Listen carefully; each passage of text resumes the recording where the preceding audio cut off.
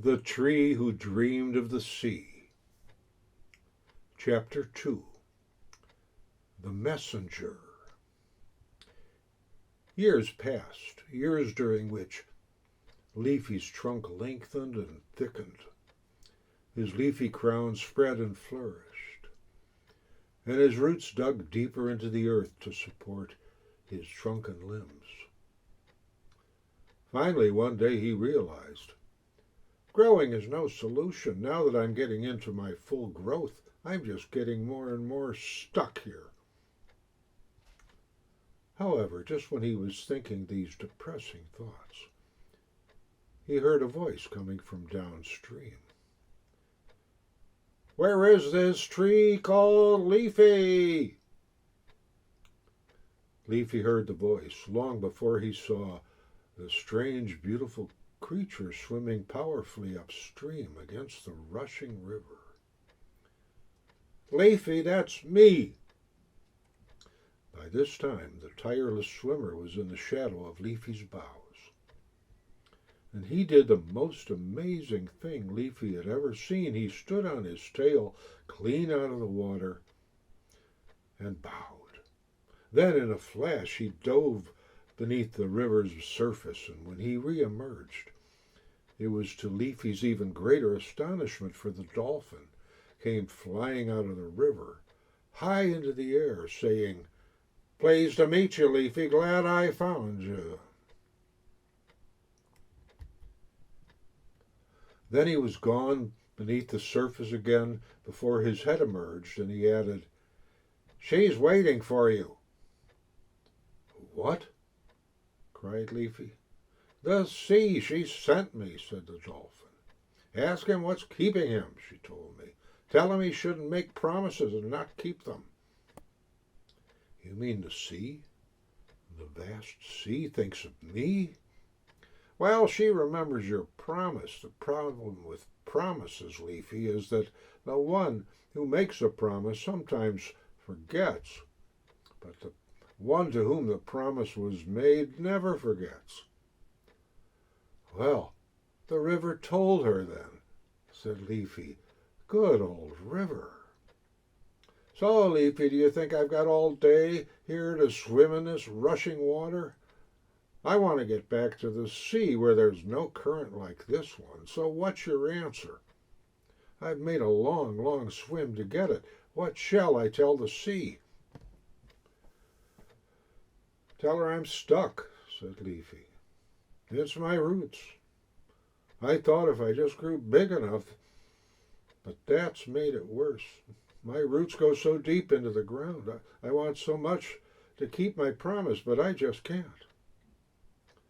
"Well," said the dauphin, at this moment dancing back up on his tail, "you'll have to give me a better answer than that to take back. The sea would make my life miserable if I dared come back with a silly answer like that." "All right, then," said Leafy. "Tell her I'll come as soon as I figure out how." The dolphin then made an enormous leap in the air and said, "That's better, Leafy, but it's not good enough. You can't just send another promise to deal with a broken promise." And now Leafy fell into a deep, sad silence. It was perhaps the saddest moment of his entire life. Talking with the sea's own messenger, yet feeling himself stuck fast, his roots glued deep into the earth. "Sad thoughts aren't going to do it either," said the dolphin. "You've got to do something. The time for just talk is over." "But what can I do?" cried Leafy. "Don't they teach you anything up here in the forest?" "Not much," admitted Leafy. "Well, someone should have taught you, my dear tree, that something that any dolphin learns in his first months of life.